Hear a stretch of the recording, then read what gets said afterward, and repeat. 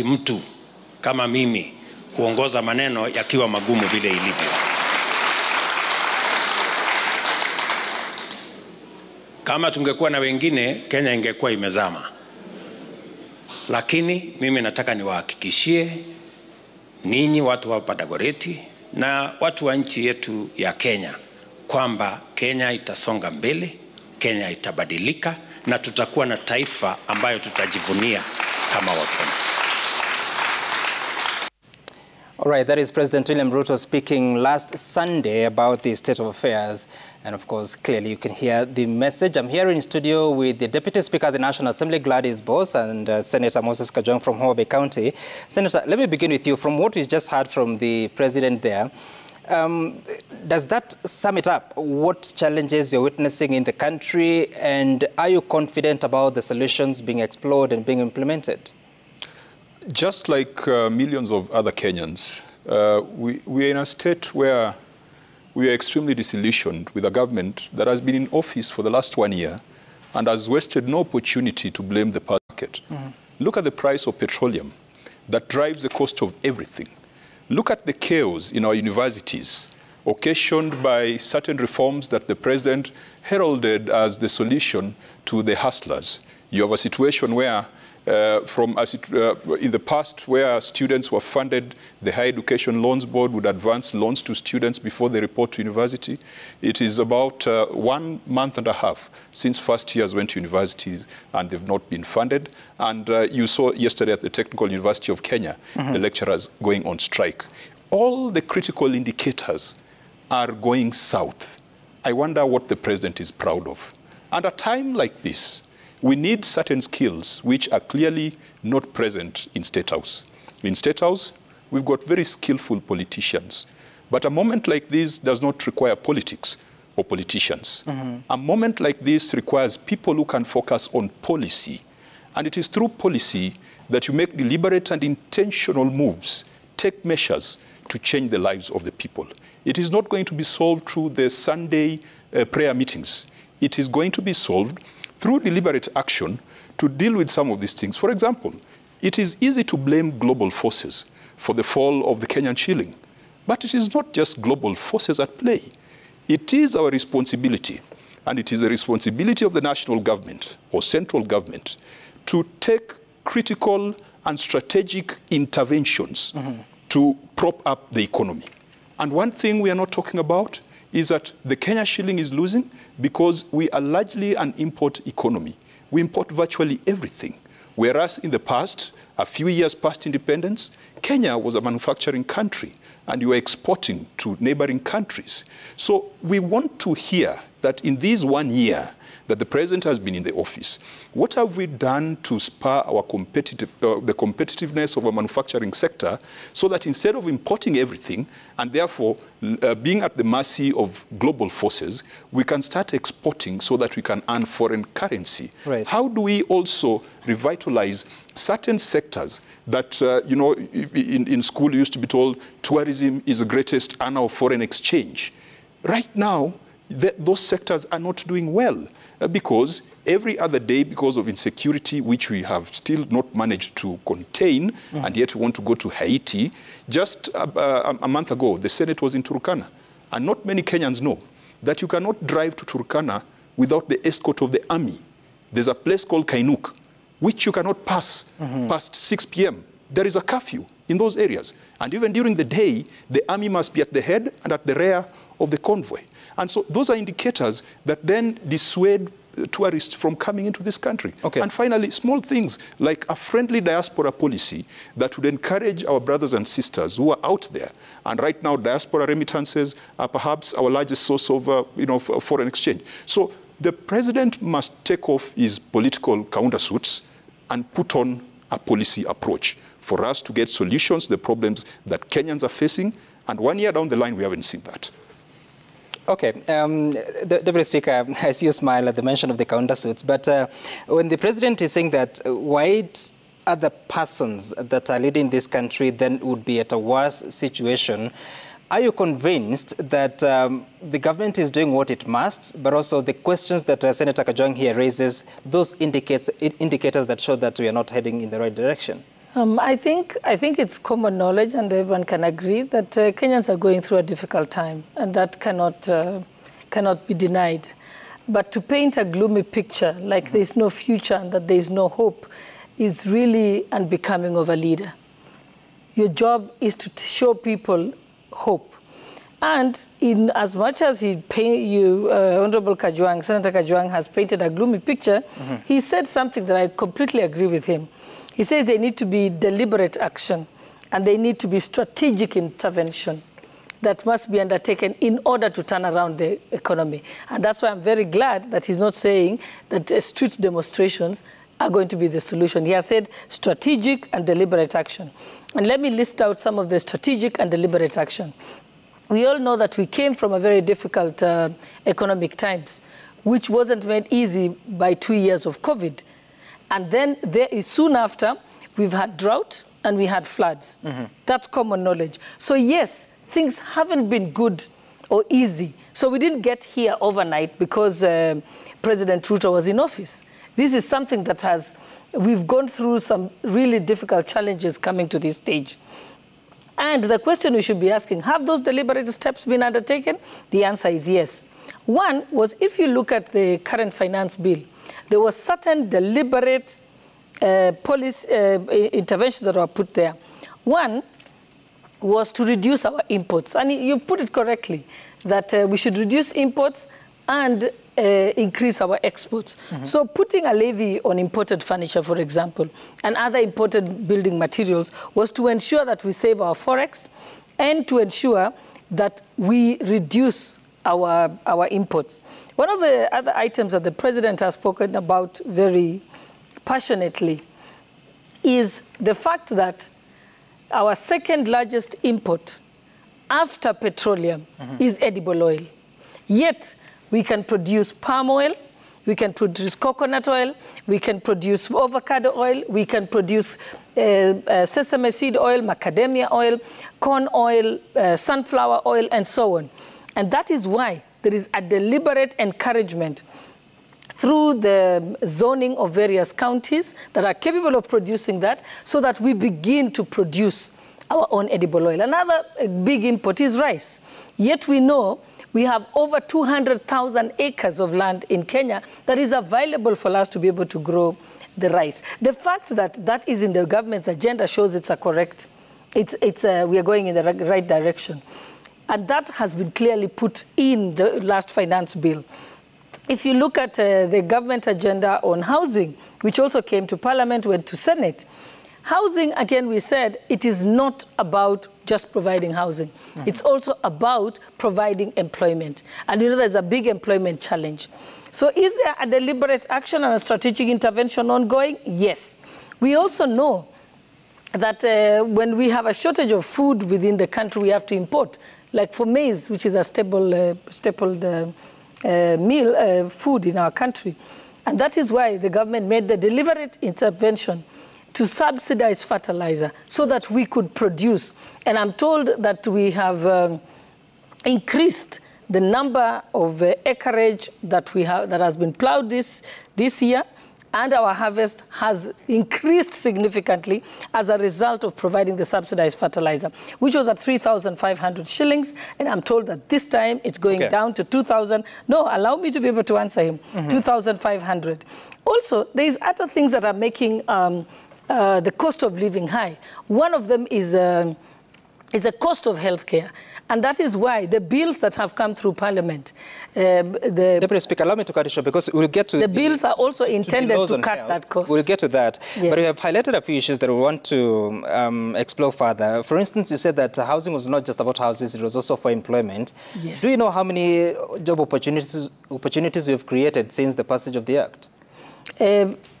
No, you remember the passage of the Act was initially to provide the funding so that the housing could begin, the affordable housing programs could begin. They cannot begin without funding. So when you have the levies that have been put now, puts aside almost 30 billion shillings every month that can be put towards housing.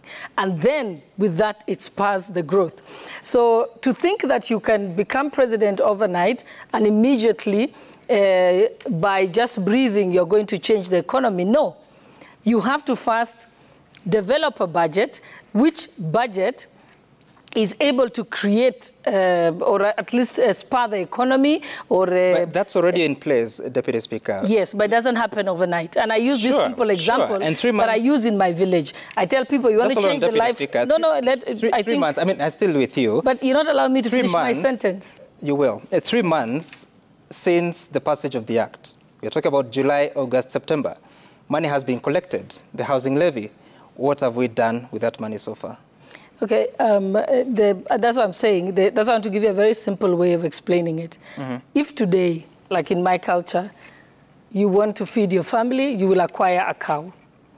Then it will have to be in calf for several months. And then it will calve down. Then it will start producing milk. Then you begin to sell it, and some of it you use it for your family. That doesn't happen. Even for a simple cow, it doesn't happen in 3 months. So for you to think that it can happen over 3 months... I'm not thinking, I'm asking. No, you're saying that. So I want you to tell me, just tell me which program can be run and turn around in 3 months. I do not know. I'm not in government. And then you're also forgetting that immediately the finance bill was passed, there was a court case. So for the first time in the history of Kenya, we were delayed in being able to implement the programs. But the fact of the matter is... when you... If you allow me... So that we have clarity here. In the month of You're not allowing me to finish my sentence. You're intervening at every point. So how will I finish a sentence? Let me just reframe the question. In the month of August, the government collected housing tax for the month of July and August. September, it was collected. So already 3 months are in. You're waiting for the 4th month. Is there any progress in as far as those resources are concerned? Yes, and like I said, have you finished all your questions so that when I start answering, you don't ask me another one? Just answer that. So, once the pool of money has been collected, then the next step that usually happens is to identify which counties, because remember the land is being provided by government. Once the land is provided by government, then they look for the investors who will undertake the construction. You know that has to be advertised and tendered for. The advertisement for the tenders cannot be undertaken until the resources are available. So again, you just need to look at the mechanisms in which the way the government works or the public procurement laws have been designed so that you can understand. I can almost develop for you a Gantt chart on exactly how it works. Okay. Yes. All right. Senator, tell me, so how far are we? Because, again, Parliament is not just about making laws. You also have to oversight. How far are you? Because, for instance, this housing program, like she says, land is to come from the counties. How far are we with that? It's interesting that Senator Mheshimiwa Shulei wants to draw a Gantt chart to Kenyans so that they understand when their promises will be actualized. You see, when they ran out of excuses, the bogeyman used to be Raila Odinga, Uhuru Kenyatta, and then when that wasn't flying, it went to the war in Ukraine. And I think they've now found another bogeyman in the name of the war between Israel and Palestine. But Kenyans are clever. And I think it's William Ruto who told us and made it famous that there are no more fools in Kenya. William Ruto has a 5-year term unless it is renewed. 20% of that is gone. It is done. So you can't tell us that it is still too early. He does not have 10 years in office. He has 5 years, which is renewable only once. Many of the great leaders made their greatest impact within the first year of election to office. Be it Singapore that we admire, Lee Kuan Yew.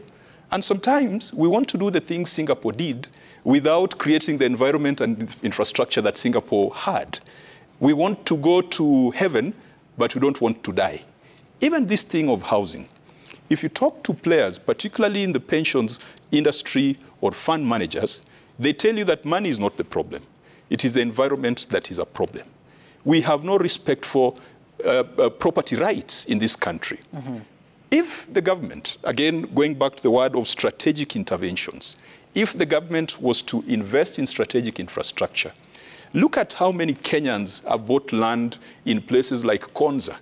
How many Kenyans have bought small pieces of land in Kajiado or in Ruiru or all over the place. The role of government is to provide strategic infrastructure in the form of roads, in the form of water, electricity, and security, and a lot of Kenyans will be in a position to go to their circles and build the houses they want in the places that they want.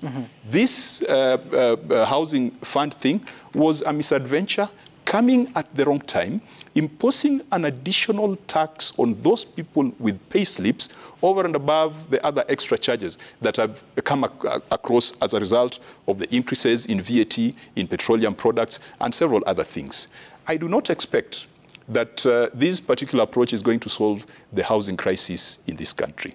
Many people are saying, create the right environment. But she says it's also about employment. Well, but even if the private sector was the one to engage in that kind of venture, they would still employ people. It does not mean that it's only the government that would employ people. If the fund managers, if the fund managers had the right incentives, if they were sure that if they bought land somewhere, no one is going to claim it, that it was it belonged to their grandfathers. If they were sure that they were going to get certain incentives that will reduce the cost of construction, if they were sure that they were going to get certain incentives so that if they invest in Kenya, they are at a better advantage than taking this money to offshore investment destinations, they would put their money here. And there are some discredited policies that this government is pursuing. Import substitution is discredited. It is a system that a lot of African countries, post-independence, decided to do. They said, let us put taxes on imports, let us ring-fence our economy from external forces. We are in a global village, Sam. There are certain interventions that do not make sense. What you need to do is to make your economy competitive. And we can do that by spurring not just agriculture, which is the greatest employer, but even in terms of manufacturing. Look at manufacturing. Look at electricity prices. You have just told us now that Kenya Power, a monopoly, is at a loss. You have seen the kind of blackouts that this country has. You will be told that even though our power is renewable, it is still more expensive than many other African countries. And so people who want to invest in manufacturing would prefer to go to other countries and not push their money. And therefore the question, Senator, which you're not responding to, because, I mean, the housing levy, as it's called in the Finance Act, is law. It is being implemented. Deductions are being made. Has the Senate, particularly because that's where you sit, have you gone out to find out what is happening and to oversight what the role of the counties is in this program? The housing fund is collected by the national government, and it was collected through the finance bill, which goes to the National Assembly, does not come to the Senate. And I think, but the counties are contributing land, which you oversight. Well, the counties have not come up with legislation to effect that. In fact, our biggest concern as a Senate is that housing is a function of county governments. If you look at the 4th schedule, housing and primary health, the two things that the president has been very proud of are things that should be done by county governments. William Ruto is very good at things he should be bad at, and very bad at things he should be good at. I want to allow you the right of reply, Honorable Boss. And I noticed with great impression that you did not interrupt him at all and allowed him to speak. So I hope I'm going to have the same. I actually did, Deputy Speaker. Just carry on with No, you did it at the end only because I nudged you. Yes, so now let's proceed. I think on the issue of the housing, I think again, Senator, I think it's important that you actually interrogate. I note that you have been quite absent from the Senate. Haven't had you speak for a long time. Well, and I think that doesn't sit in the Senate. Yes, allow her to make a point. But you're a very vocal and have been a very active senator, so I would have had you raise this issue. If you look at when you say that the private sector can be encouraged to build, actually, affordable housing is being done by the private sector. In most cases, the land is being provided by government. And one of the challenges that the private sector had said is that we don't want to get involved in building affordable houses because we are worried about the uptake. The way this is designed is that government guarantees the uptake. So the moment they give you the land, you construct the housing, and when you complete that housing, then you're paid when you surrender the keys. And I'll ask that Senator Kajwang does visit the Pangani housing project, the Rongai one, and the one that's coming up in Ruiru. And if you want to look at, I think there are some in Kisumu that also started even in the last parliament under the LAP fund. They've already been built there. And the concept of the affordable housing is not just to build in scattered places in Rongai and Syokimau and Konza. That's a different concept. Those are private owners who can be able to actually afford. Okay. The concept of affordable housing is, take for example, a place like Mukuru kwa Njenga, Mukuru kwa Ruben. This is a place where people are paying 2,500 shillings on average a month to live in a shack that has no water, no electricity, no bathroom facilities. The economy within that area, the rent being paid there comes to almost 280 billion a year. That's the research that has been done. And yet it's on government land. But there's unscrupulous people who have built the shacks and are renting it out to Kenyans who are desperate. If that land can be used to build affordable housing, first of all, on the rent-to-own system, you can still pay the 2,500 shillings and get a room, but with bathroom facilities, with security, with electricity, with proper sanitation, and so on. So you can, it's designed to fit any size of your pocket. Also, it's being built in an area with several houses so that you're able to put schools, to put markets, to put hospitals, primary healthcare facilities, and so on. Okay. So it's not just for individual houses. It's a concept. There's a whole ecosystem around that. And if you go and look at the ones that have been put up, you can see that it's addressing the need of challenges like that. Even places like Kibra. Again, Kibra is the same situation, and it is on government land. It is about 700 acres of land that is there. Imagine, even if we cleared only 20 acres and put up affordable housing, you could put thousands of houses there. Right. You could be able to have schools, you could have sanitation, you could have roads, and you could have security. And then we'd also deal with issues dealing with health, because poor sanitation is what causes ill health within the country. And the process that has gone on now, you have to build, the process that has gone on now was to build a foundation for all that to happen. Okay. It cannot happen overnight. Like I said, in 1 year, you're setting the foundation for those strategic interventions. All right. You cannot start the strategic interventions without a foundation. And the foundation is, first, you must have a plan. Then 2, you've got to have the resources. Number 3, you've got to be able to deal with the issues of runaway inflation and so on. So it's setting up all that. It's being able to say that if the cost of using petroleum and electricity has gone high, you're reducing the taxes on LPG gas so that it can become more affordable. So it's a multi-pronged approach that can be able to deal. Let's make progress. Connected to that is the demolitions that we've witnessed in some parts of this country, including Mavoko. And you remember that the president said that not under his watch shall we ever see such kind of things happening. Well, there has been a process that has been taken. But then again, we have been here before. In fact, there are several buildings and structures that were demolished a few years ago, including one at the start of the Arboretum Drive. There is a petrol station there that had been demolished. Now another one is up at the same location. What assurance do we have that this is being done as a question of law, but also where is humanity in the conduct of these demolitions? I think the evictions that have gone on at the moment, if you're talking about the Mavoko evictions or what has happened in the Njiru land and all, isn't something that started today. There's been protracted cases in court all the way to the Supreme Court, and the courts have pronounced themselves. And hence the reason why there's been the demolitions.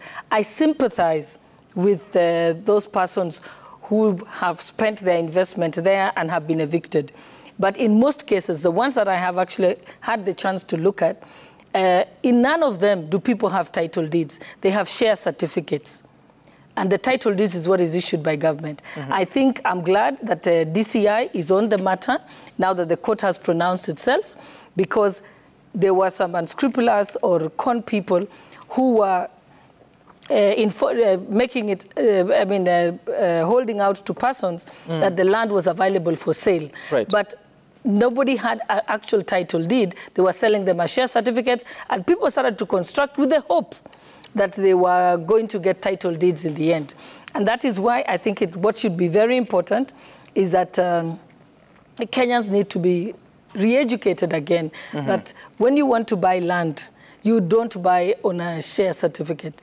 It is actually on a title deed. Okay. And that there are various steps you must undertake. You must undertake a search. You must undertake a survey. You must get into a sale agreement. And in fact, the Law Society conditions of sale put it very clearly that usually you pay 10% of the price upon the signing of the sale agreement, and the balance upon registration of title in the purchaser's name. So Kenya, there's been some laxity in even in the way the public deals with it. As a lawyer, I come across many people who say, I want to buy this land right away, I found it, and so on. And I tell them, you cannot remit any money to the vendor until we confirm that. And there's nothing the government can do to intervene in such a situation where people have invested their resources. There's no opportunity of giving people an opportunity to, even if it's to purchase that land again? I know those are now, this is, if it's owned by, if it's private land, I think that is, it's not my place. The Portland Cement is not private. Sorry? The Portland Cement. Yes, but even government cannot just surrender, they have no power to give out government land. I think that used to happen. That's what I'm asking. There's no space of conversations. And I think, I mean, there's nothing that cannot be mediated or arbitrated to get a win-win situation. But I think what is important is to say that you respect the court order, and then based on that, you see the way forward. Okay. So even, for example, if the land was declared by the court as belonging to you, and people are already constructed there, you can still say, now that I know it's my land, we can now relook at the case. Are you buying the land off me or not? Those are now will be private. Right. Those are not something that government can intervene with because of the sanctity of private property. But what is important is that this is probably a very good learning lesson for the public to know. Be careful when you're buying land. Ensure that you follow all the steps. And believe me, many people would like shortcuts. I come across clients like that all the time who are in a hurry and they are very trusting. Senator, where is Parliament in all this? Who is to protect the people? Never mind that maybe you are lied to, like she says, but is there any recourse through the people's representatives? You see, Sam, what is good for the goose should be good for the gander. If we take the example of Kenya Civil Aviation Authority, on whose land has been encroached across the country, not just here in Nairobi, across the country.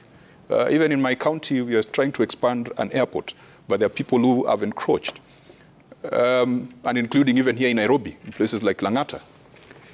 The KCAA has taken a fairly humane approach to resolving those issues. Otherwise, some buildings would have been demolished. Some big hotels and homesteads would have been demolished by now. What stops the government from taking a similar approach?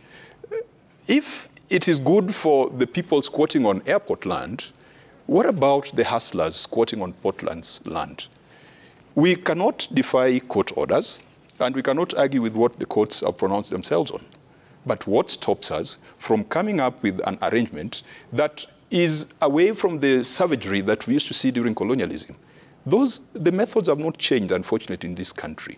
The same methods that were being used to dispossess Kenyans of their land and to hand it over to the white settlers are the same methods that we are using today. Demolitions in the middle of the night when there's an impending El Nino. Thank God we are told El Nino is not coming. The same methods that was used by colonialists, even to clamp down on protests, people who were just standing up for their rights and something that is guaranteed constitutionally. The same methods that were used in the past to clamp down on people who had alternative voices, voices that the government did not like. The methods are the same. This government rode on the back of sentiments of the downtrodden. And a lot of Kenyans are in that informal economy, what some people in business call the Kadogo economy.